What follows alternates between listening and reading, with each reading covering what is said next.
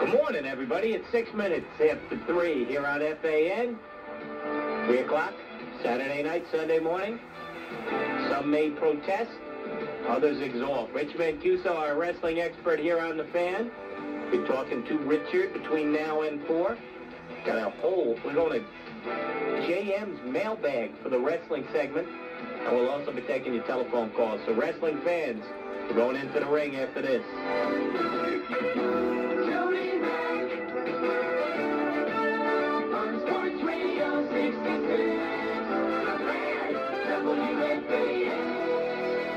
3:09 here on FAN. Time to issue again. Rich Mancuso. Hello, Richard. Hi, Jody. Richard, I understand you were at an independent wrestling show tonight. New Federation kicking off.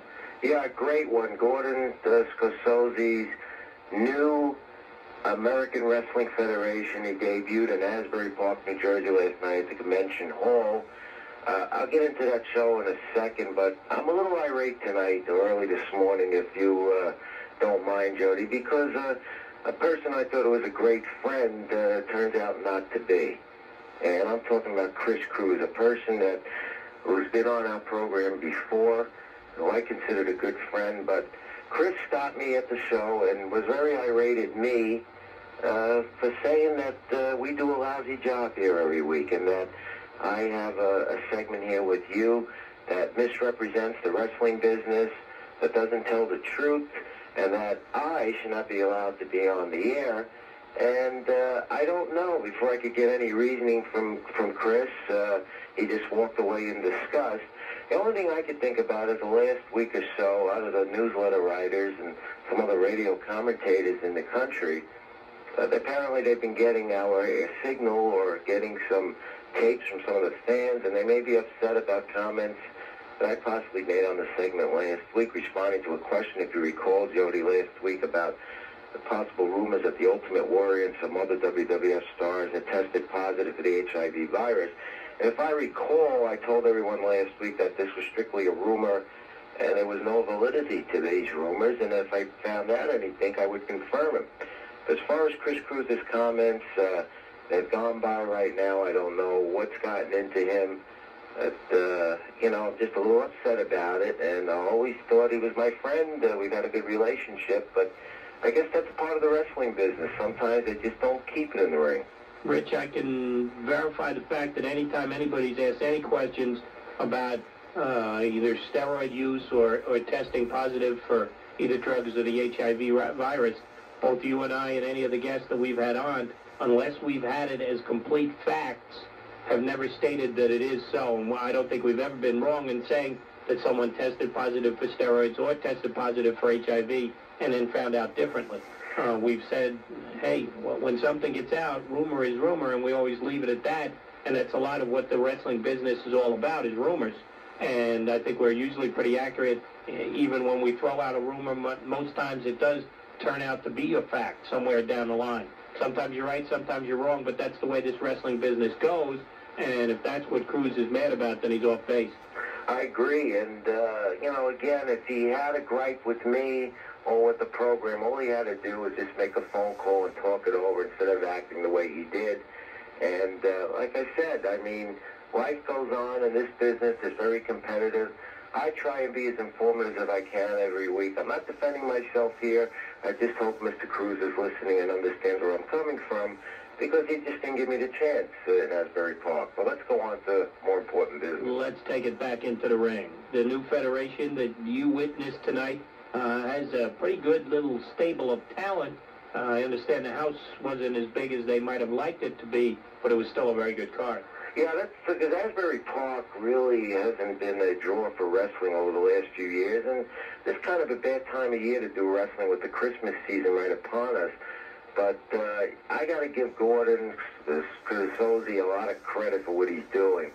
He's built the federation with some major stars, and the matches were very good. I can't complain about any of them. And I think the few fans that were there were very impressed, and were very receptive to what they may be seeing in this new AWF. And they'll be crowning a champion Monday night in Lowell, Massachusetts, which will eventually be seen on television on a cable affiliate yet to be announced. But you've got stars like Billy Jack Haynes, now in from Portland, Oregon, because the Pacific Northwest Federation with Don Owen just folded up this past week after a long reign. You got Dutch Mantel, Iron Mike Sharp, guys like Paz Watley, the two Kamalas, Kamala number 2 and the original Kamala, Cousin Lou, Cowboy Bob Orton, Adrian Street, Sonny Beach, Manny Fernandez, Paul Orndorff, Al Perez, Junkyard Dog, Dirty White Boy. So you can see that it is a heavily stacked array of stars that the fans will get into, and the matches are good and you're getting your money's worth. So, and I know Gordon's coming back into this area. He's planning to do some shows in the New York City area at the Pennsylvania Hotel course in Madison Square Garden in January. And we look to work with him and help him as much as possible here on FAN, because he's delivering the fans what they want. That's good wrestling and good quality individuals in their federation. Yeah, it sounds like something that could get off the ground. Rich, let's talk a little bit about the Pacific Northwest going down. I know that it has been a staple in wrestling, and a lot of great wrestlers have either gotten their start or at one time had their career travel through the Pacific Northwest. Is that a bad sign for the wrestling world, the fact that the Pacific Northwest has gone under? It is, basically because it's something to do with television. You know, wrestling is so saturated on television, and it's a big thing in Portland, Oregon. And I think next week Billy Jack Haynes will be there right here with us on FAN and fill us in more about it, because he's been so involved in that area over the years. Basically, it came down to a television contract. KPTV, who cited declining ratings and increased production costs for the cancellation of the Pacific Northwest wrestling promotion on their station. And when you lose TV in a major market like that, there's really not much you can do. They've been just hanging in there over the last few years, but still had a good reputation. I guess Don Owen had no other alternative to do what he did. But knowing Don Owen, from what I hear, I've never met him personally, but Billy Jack Haynes has told me very good things about Don Owen. This guy could rebound, regroup, and get some financing and get back on another station and get going again in Portland, which is a big wrestling town. But it's never a good scene in professional wrestling when an organization closes shop. It may show some signs that the wrestling industry is declining. I think it is a little bit, and I think this recession we're going through right on top of the Christmas season right now has a lot to do with it. That was what my question was going to be, Richie. Isn't there another station out there that would be willing to take a chance on him? There are a few in that market, but the big thing here is that KPTV has been doing pro wrestling since 1957. And, you know, that's a sign that if a station like that has been showing wrestling in that area since 1957, you know, there may not be another station there available that can do it. But I got to feel with that market and the way wrestling is that Don Owen's production will get back on the air. But the one thing now is he has to contend with the market there for the WWF and the WCW, which are also aired there on different stations. So, as my good friend Steve Beverly said this week in Matt Watch's newsletter, the bell tolls for Portland, and it's just a matter of, I guess, getting some more financing and finding a suitable station that will take them. I know Billy Jack has been up there for a long period of time. What other Pacific Northwest wrestlers are we going to see popping up, maybe here in the area on an independent circuit, or maybe going with one of the two big federations, either the WCW or the WWF? Well, probably Brian Adams out of the whole crew over there. Brian Adams used to be crushing the WWF. In all probability will make his way back here on the East Coast and get another shot in the WWF. Other than that, there really are no big name stars. But you know, when you got a guy like Billy Jack Haynes and Brian Adams in this area, it can only help pump up the WWF a little more and the WCW a little more.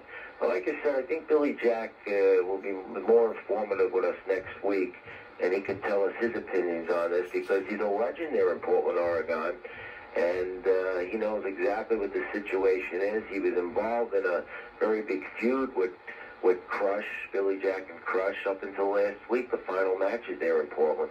All right, Richie, let's move to the WWF.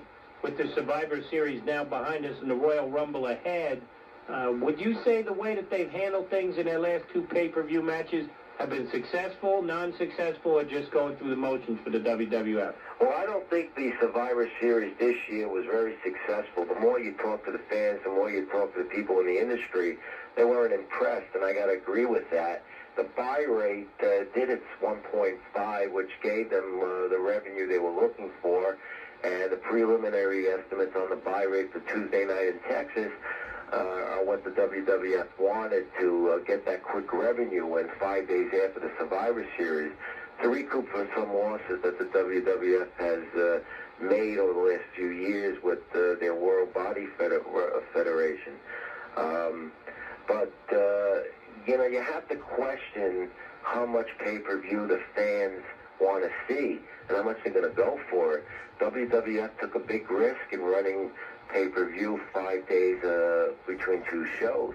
And then you have WCW pay-per-view, and in fact the WCW is going to be doing more pay-per-view events in 1992. I think it as far as the implications of the two shows, it was basically to set up Ric Flair against Hulk Hogan for WrestleMania, and the Royal Rumble will probably, in all likelihood, end up that way. Ric Flair is in the Royal Rumble. He's one of the entrants in there, along with Hulk Hogan, The Undertaker, Randy Savage, the Warlord, Davey Boy Smith, Kerry Von Erich, Virgil, the Berserker, Mr. IRS, the Big Boss Man, Jake the Snake, and Roddy Piper, among some of the 30 stars entered.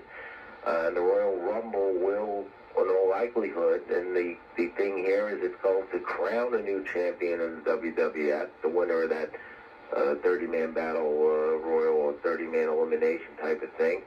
And most likely you're looking at Ric Flair, who will probably take it, to set up Hogan Flair for WrestleMania in April.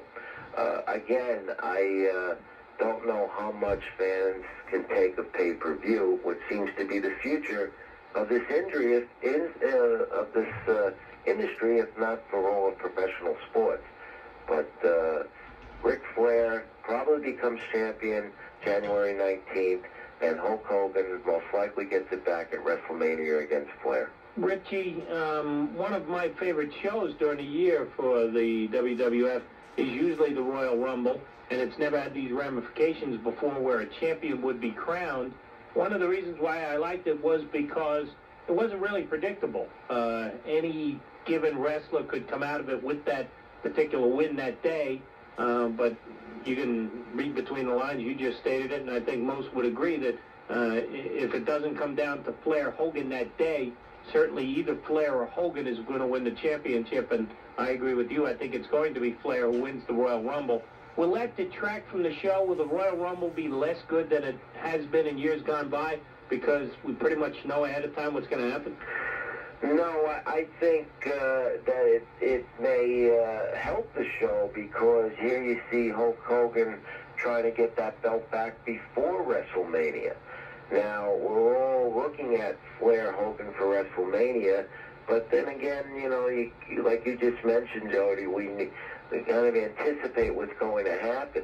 But I think that anticipation of what's going to happen is leading the fans to just, look to see, hey, maybe Hogan will win the thing. He won it last year, and positions himself, he becomes champion again. Though, again, that's just speculation. I think that Ric Flair will win this Royal Rumble this year to set it up.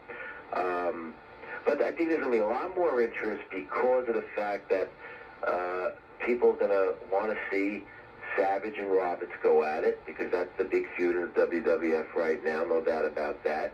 And they're going to want to see The Undertaker go in it, and Sid Vicious could be returning. He's made a recovery from his torn bicep, and he's going to be wrestling again in January, and most likely will be entered in this Royal Rumble. So I think there's more anticipation now to watch this thing this year than ever before. And the people here in the area are going to get a chance to see Justice before next month is out, correct? Right, at the Nassau Coliseum on January 17th. Justice against The Undertaker in a coffin match at the Nassau Coliseum. So Sid is back, and now we have to see what implications that will have on the Royal Rumble and for WrestleMania. Now, but I think it's going to be Justice and The Undertaker down the line. Do you think that, not do you think, Richie, see if my memory serves me correct, were not they pointing towards Sid Justice with a matchup against The Undertaker before he got hurt? Yes, they were. But now, you know, with the injury, and of course, we all thought, and I think that was the plan of WWF, that Justice would become the new WWF King at WrestleMania. But I don't think that's going to occur because Justice's injury put him back, and he's been out of action for the last few months. And number two, Hogan's plans have changed as far as Hollywood. I think he's going to be hanging around wrestling a little bit longer. So that's why I don't think that Justice is going to be going for any championship this early in the game right now again. I think it's going to come down right now, as I said, between The Undertaker and Sid Justice down the line. Richie, a couple new guys, new faces coming into the WWF? Yeah, they've been making some moves to get some more talent in there. They apparently have let go of guys like the Barbarian and Jimmy Snooker, and they're also looking to get rid of maybe Haku, though these guys are wrestling independent and still on call with the WWF. But pretty soon you'll be seeing Kevin Von Erich join his brother Kerry, and stars out of the Global Federation, including Del Wilkes and Chris Champion, who's a big legend down in the Texas area. They'll be in pretty soon, and some new talent there in the WWF. But not till after the Royal Rumble, correct? Right. It's too preliminary now. They'll probably make their impact and be on the scene after the Royal Rumble. And I think after the Royal Rumble, you're going to start seeing some interesting situations. You know, the Rockers have been having their problems, and they'll officially break up Brutus Barber's, the Beefcake's barber shop, either prior to or after the Royal Rumble. And then that'll be a feud that I think fans don't want to see, especially fans of them.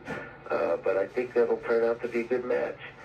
Is Beefcake any closer to wrestling? You mentioned he and his barbershop. I know the doctors have suggested he probably never get back into wrestling, but are his injuries healing at all so that he's getting possibly closer to returning to the ring?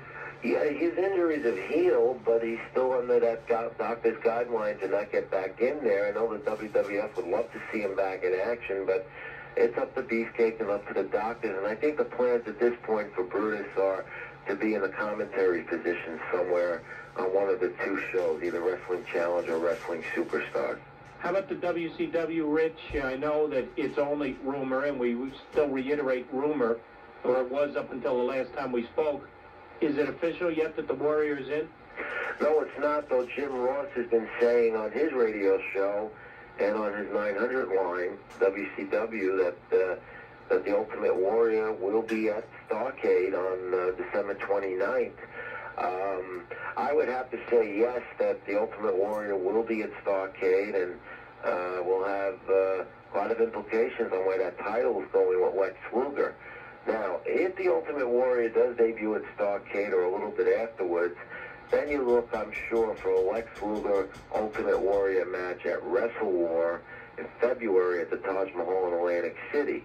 If the Ultimate Warrior is not signed, sealed, and delivered prior to December 29th, then they'll stick still, I think, to the plan of Lex Luger against Sting, a renewal of that old feud of a few years ago. You know, and that's a match I don't think the fans really want to see again. We've seen enough of Luger against Sting. I think the fans would love to see Warrior against Luger and the Warrior getting the belt. But it's all up to putting the I's and the T's on a contract and stuff like that. And as of early this morning, he's still not officially entered in, but I got to hedge and say that he probably will be. Richie, with the added pay-per-view shows in the WCW, that's good because it says that the interest is still there and is still doing well. But is that bad for the wrestling fan, that the fact that it's coming to a point where if you want to watch WCW wrestling, you almost have to go the pay-per-view route? Yeah, it's saturation. Not only is it taking a little bit out of the pocket, I think it hurts I heard it hurts the arena crowds, but I think it saturates on television. It's just too much, and a fan can only take so much of it. And you got your diehards that'll watch it and are going to order it and keep it on. But there'll be a lack of interest if it just keeps getting saturated like this. WCW pay-per-view event usually ranges a little less in price than a WWF event. But if you're going to be watching one pay-per-view event a month or two a month, and plus all the wrestling that's on TV now on your other stations and affiliates, yeah, I think that's saturation. I think you lose fans that way. But again, I must emphasize, pay-per-view is revenue. And that's what the WWF achieved at Tuesday night in Texas, at least a little bit of revenue. And I think that's the route where these promoters are going to go. 3:29 here on The Fan. Jody Mack and Rich Mancuso talking wrestling. We're going to JM's Wrestling Mailbag next. We'll also be taking your telephone calls at 718-937-6666. So, wrestling fans, this is your chance to get your questions out there, and we'll see if we can come up with the answers for them. As we come up on 3:30, the answer man, John Stashower, is in to clue you in on what's been going on in the world of sports over the last 24 hours. Sports Radio 66. The Fan, WFAN. Good morning, I'm John Stashower with the latest 66 WFAN Sports News. Sports Radio 66. The Fan, WFAN. 25 minutes in front of 4 here on The Fan. Jody Mack in the midst of his wrestling segment with Rich Mancuso, but first the late scores.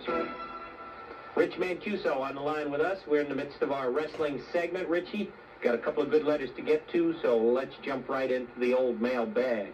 First one comes from Peter Ferrario, I believe it's pronounced, and he wants to know a couple of good questions. A couple of weeks ago you said WWF would need someone to replace Hogan. Do you think the Macho Man could be the one?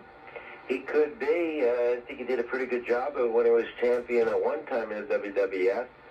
But depending on the Sid Vicious situation, and that they can entice Luger somehow, Macho Man may be settled for the Intercontinental belt. But it's always a possibility that he could become champ again. Our buddy Jimmy Mills from Martinville, Virginia wants to know, are Blackjack Mulligan and his son Kendall Windham still doing time in Florida for their counterfeiting conviction? Yeah, yes, they are, and I think the jail term for both of them, for father and son, is just about terminated. Somewhere in 1992, they should be out. Matthew from Hempstead wants to know, if Luger joins the WWF after his contract runs out, who do you think will become... I don't even know if I understand this question. Who do you think will take... I guess the question he's trying to ask is, who will take over his duties as the strongman in the WCW? Lex Luger. Yeah. There's always Sting who'll be around, and, Ricky Steamboat is in there, and Rick Rude is in there now, and then, hey, if the Ultimate Warrior's there, that's the guy. True. But you say Luger now might be staying in the WCW? Yeah, it looks like it. A couple of weeks ago, he re-signed the contract, so he's there for at least another year. Does the WCW plan on bringing in any more women? No, they don't. They're going just with Medusa Michelli at the moment. They let Lady Blossom go, and looks like it's just going to be Medusa. Except the Lethal Lottery, are there any other matches signed for Starrcade? No, there are not. It looks like this show is just going to be the Lethal Lottery, which maybe it is going to be a robbery, depending on how well the show goes. But it's a long ordeal. 40 stars draw a lottery. They divide into 20 tag teams, 10 matches, and the winners advance to a two-ring battle royal. One man could survive. All the stars in WCW are in it, and that could be a long ordeal.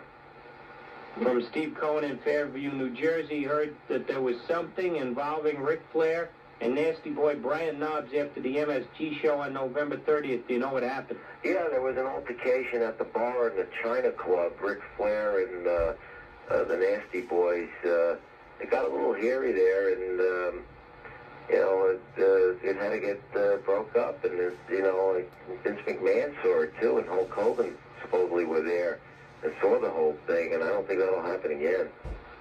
From Doris and Mike, why is the WWF still distorting Ric Flair's belt on TV? At the Survivor Series, Flair was wearing the NCW belt with the WWF emblem on it. Well, because Jack Tunney made that stipulation that Ric Flair is not the champion, and as long as he's going to parade around the WWF with a belt, they will distort it from television. Now, the lawsuit with WCW supposedly has been settled. That original belt has gone back to them, and they made some type of agreement, but basically Tunney's decision, that's why they are distorting the belt. From our pals, the Pro Boys, Tom and Tony, why did Owen Hart make a full-time commitment to the WWF when he's turned it down in the past and does so well in Japan? Well, it's an opportunity to return, to be with his brother Brett. They gave him a good opportunity teaming up with Jim Neamble with the New Heart Foundation. And I think he'll do well this time, because when he was the Blue Blazer, as everyone knew, that just didn't work out. Would the WCW consider making Ricky Steamboat heavyweight champion after Luger? That's an outside possibility, but I got to think that they would eye Steamboat more towards the U.S. title. A couple of questions from Michael from Middle Village. Why did Hercules replace Billy Busick at the Survivor Series? Well, Billy left the promotion and went back to Joe Pedicino's Global Wrestling Federation, and they had to put a replacement in there right away. Is Johnny B. Bad turning good? Yes, he is. Will Missy Hyatt be the manager of Marcus Bagwell? No, they're just playing a game there. Missy is going to be just doing her TV responsibilities, answering mail and things like that. And no, I don't, she's going to have any intentions of managing anybody. Are the wrestlers in the WCW upset over the nepotism displayed by Dusty Rhodes for giving his son Dustin 2 championship belts? I haven't heard anything, and in fact, I think Dustin has gained a lot of respect over the last few months because his wrestling has improved tremendously. Do you think that it's time for the WWF to get Tito Santana a tag team partner, someone maybe like Conan, and call them the Matadors? That was a plan that I had heard of, and I don't know what's delaying Conan's arrival into the WWF except for commitments in Mexico. In the meantime, Santana will go the solo route and may have some opportunities against Repo Man. How long will Ric Flair wrestle in the WWF, and will he ever return to the WCW if Jim Herd is replaced? That's always an outside chance in wrestling. You never know about a return there to WCW for Flair. But in the meantime, I think he's settled on staying where he is and get this series over with Hogan, and he'll achieve success getting the title, and then probably move in. And once he decides he's had enough, I'm pretty sure he'll have a job in the front office, and I think he'll be very good at it. From Mitzi in Brooklyn, is this rumor true? Buddy Rogers at age 71 is making a comeback? Yeah, he's going to be doing at least one match for Joe Pedicino's Tri-State Wrestling, not Joe Pedicino, Joe Goodhart's Tri-State Wrestling Alliance in Philadelphia. And it's going to be an interesting thing to see him back in the ring. From Joe Puccio, was the snake bite real when Macho Man got bit by the cobra? Well, you saw it, Jody, didn't you? Yeah. What do you think? No. No, it was. The snake really bit Randy. No. Yes, it was. It was a real snake bite. No. Okay. Why doesn't Power and Glory in the Orient Express team anymore, and weren't the Orient Express supposed to turn good? Well, Power and Glory is just about history, and as far as the Orient Express, they've been into history. In fact, Pat Tanaka is wrestling on the independent shows around the country. From Glenn Rossi, do you see Macho Man eventually getting the Intercontinental belt back? That's a possibility. I don't see it happening right now. This feud with Jake Roberts will go up until WrestleMania, and then he'll take it from there. Will Lady Blossom or Missy Hyatt be jumping to the WWF? That comes from our pal Rich the Bulldog fan. No, I don't see that. All right, Frank Russo, can you please tell me why the Rockers broke up, the dissension between them outside the ring? All right, they weren't good friends, but they weren't good friends in their AWA days either, and they stayed together. Why are they breaking up now? Well, I think it's a matter of starting up a new feud in the WWF, and yeah, it's an unpopular decision. I don't think the fans don't like this too much, but it's a natural feud for the WWF. All right, from our pals Bango Cheese, why is the decision reversed on Ric Flair in Madison Square Garden for using brass knuckles, but yet Hogan can win by cheating with throwing ashes in the face of The Undertaker? Yeah, well, Jack Tunney reversed that decision and made this belt vacant. But that's something that's ruining Ric Flair. Exactly what we saw at the Garden on the 30th. Gail Malone from Queens wants to know, now that Randy Savage has been reinstated, will he continue to host Superstars of Wrestling with McMahon and Piper? No, we've already seen Piper and Savage replaced by Mr. Perfect. And I think the plans for Piper and Savage are they'll just make occasional appearances there with McMahon. Is Medusa Michelli married? No, she's not. That's always good news. Second letter from Bango Cheese. Heard from reliable sources that Ted DiBiase will change his ways at the Royal Rumble and feud with Ric Flair. Is this possible? That's possible, and it's also possible that IRS could change his ways and feud with DiBiase and call for an audit on him. But it's going to be a natural, and it would be a good match to have DiBiase against Flair. Eric the Midnight Rider wants to know, why is the WCW constantly hiding Brad Armstrong? First is Bad Street, now Arachnaman. I really don't know.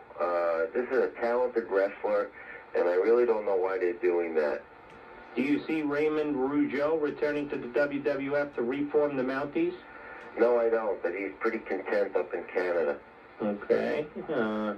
How could, this one comes from David Lenhoff, how could Hulk Hogan get a rematch so quickly against The Undertaker when Bob Backlund never got a rematch against the Iron Sheik? Well, it basically came down to pay-per-view.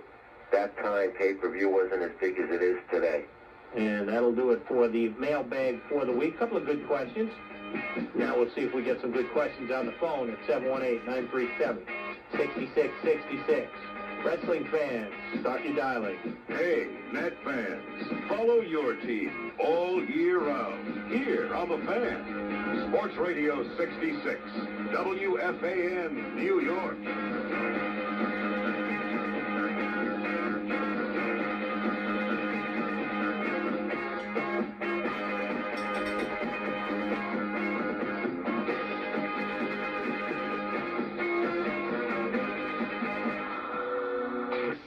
Nothing to compete with them?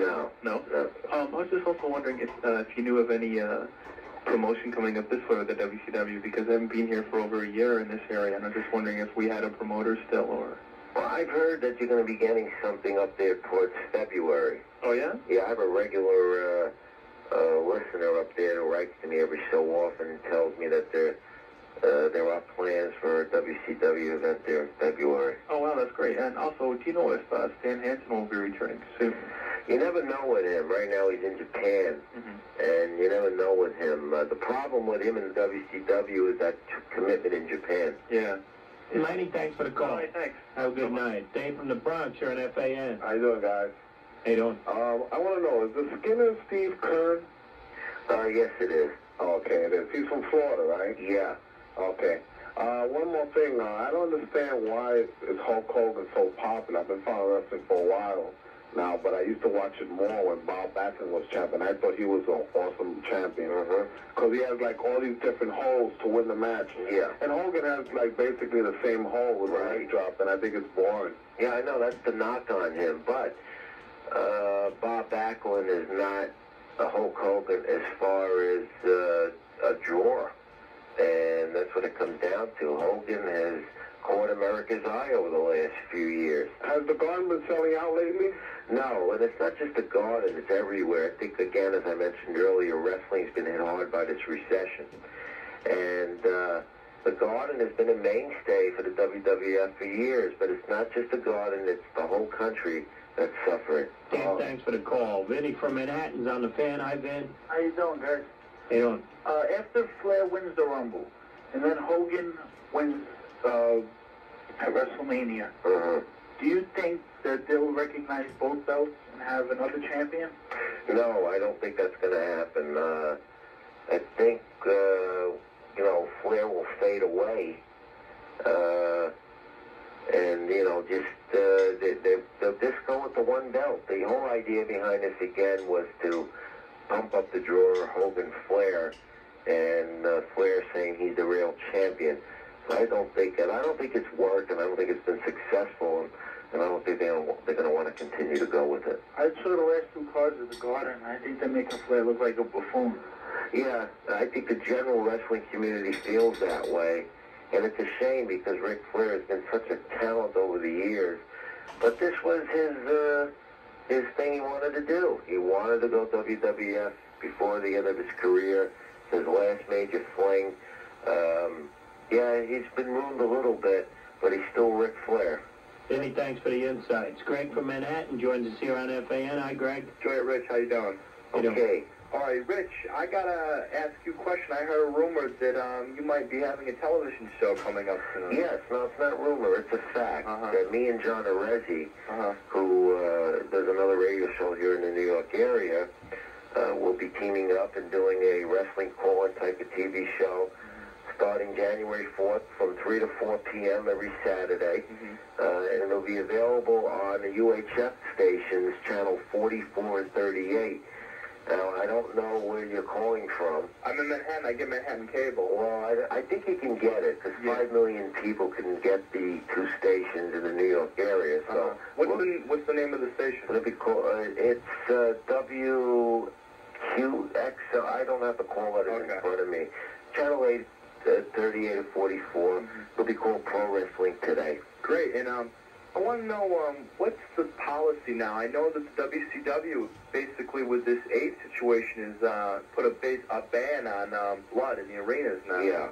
And what's the WWF situation there? Because I know on the angle they just shot with Michaels turning on Jannetty juiced on the TV show. Yeah. I mean, are they going to be instituting something like that or not? Well, I haven't heard what the WWF is going to do. And I'm sure they're being extra careful with this right now. Yeah, okay, guys, keep it in the ring. Thanks, Greg. Mike from Queens joins us here on FAN. Hi, Michael. Yes, I want to ask you something. I heard that you were talking about Ted DiBiase turning clean. Now, somebody told me that they were going to have a feud with Sensational Sherry. Is that true? That what? Sensational Sherry. What, that she would turn? Yeah. I haven't heard anything. I don't know who told you that, but I haven't heard anything to that magnitude. One other question I'd like to ask you. Whatever happened to Nikolai Volkov? Well, Nikolai has been wrestling independent. Yeah? And when I last spoke to him just a few weeks ago, he said that he'd be back in the WWF sometime in 1992. Good, because I hope so. I don't mean to bother. Can I ask you one more question? Last one, Mike. Why did Ricky the Dragon Steamboat go back to WCW? Well, in the proper place at the right time. I mean, he had an opportunity to go back and get a good offer with a limited amount of dates and a good contract. And so he jumped on it, and he's back. And I think it was a good move by them. Mike, thanks for the call. Thanks a lot. James from Ridgewood joins us here on the Fan. Hi, James. Hi, Joey. Hi, Rich. Yes, James. I got two quick questions. Now, about the Rocket situation, who's going to turn bad? Shawn Michaels. Will he have a manager? Speculation at this point that it could be Harvey Whippleman. Okay, and what do you think was the best feud in all-time wrestling? Oh, wow, that's a tough one. I don't know. That is such a tough question off the top of my head. You don't think Piper and Snuka or something like that? No. That's one of the good ones. I've always been, again, a Bruto Sammartino fan, and almost every match he's had over the years was a good feud. Him and Killer Kowalski had some great matches. Him and Grill Monsoon had matches, and Bruno and Cowboy Bill Watts had some great matches. So, but recently, Savage, Steamboat had some great matches. Right. Flair, Steamboat. I mean, it can go on and on. Okay, thank you very much. I think Flair Steamboat might be your choice. Brett from Jericho, you're on Sports Radio 66 with Rich Mancuso. Hey, Rich, how you doing? Okay. Two quick ones. First quick one is, how come Jimmy Snuka has been reduced to a prelim wrestler with WWF before they released him? I think age had a lot to do with it. And I also think that there's just no room for him in the promotion right now. Because he seemed to get down and back into good shape, and they still didn't do anything with him. And then secondly, when I originally had brought up that the Ultimate Warrior situation, you had said that Hercules Hernandez and Kirk Hennig also were rumored to have the HIV virus. Is that any reason why Hercules Hernandez has disappeared from the area, and also Kirk Hennig has gone to the announcing position? No. Again, this is just a rumor that I said was a rumor. Well, when I originally brought up the Ultimate Warrior, which is what I've heard from other wrestlers, I never knew about the other people, and you brought the other two wrestlers up. Yeah, because it's a rumor, again. And the more and more I look at it, I think it's all rumor. Let's clear the air on this right now. I think if it was something that was positive to WWF, I'm pretty sure would have released a statement because of the Magic Johnson situation. But why destroy the guy, you know? You saying that I did? No, why would they do that? You know? Well, the case with Kurt Hennig is a bad back. That's official. The case with Hercules, I think it's just a matter of them not having room for him at this point and him to do whatever he wants to do. But these rumors, I don't know where they're coming from. And they're just strictly rumors because I haven't been able to confirm it. And they're just rumors. Brett, thanks for the call. TJ from Bridgeport, you're on FAN. How you guys doing? Hi, TJ. I got three quick questions. First one, do any of you know the pairings for the Starrcade? No, I don't. Second one is, They say it isn't going to be a draw, so... Well, yeah, it what basically is. The good guys could be wrestling together. The bad guys could... bad guys and good guys could be on the same team. This is what makes it... It's all a lottery at the beginning, and then you take it from there. All right. Second question, when the wrestlers should know, they're supposed to be better enemies like Hogan, you see him wrestle. Why do they talk to each other? And what do they say? Ric Flair, Hulk Hogan talking to each other? Yeah, and other wrestlers, when they're like a war or something, into the match, good guy gets the first 5 minutes and to each other, then they start saying some to each other and, they start suplexing after that. Well, do you know that officially happened? I'll tell you what. Billy Jack Haynes is there next week. You ask him that. He'll answer it better than I can. TJ, thanks for the call. Last call of the night, Chuck from Jersey. Hey, Rich, how you doing? This is Chuck. You work for me. I would like to not say any more than that about the organization. UWA. How you doing, Chuck? I have a comment about the Chris Cruz comment you made. Right. I was at the show tonight. I didn't see you. I was in the locker room. Right. And I don't know what's going on with Chris, but tonight there was a couple of mentally handicapped, retarded kids in the back getting some autographs, and he says, "Hey, buddy, let's go. Let's get the blank out of here." Mm. So I don't know. I don't think it's you.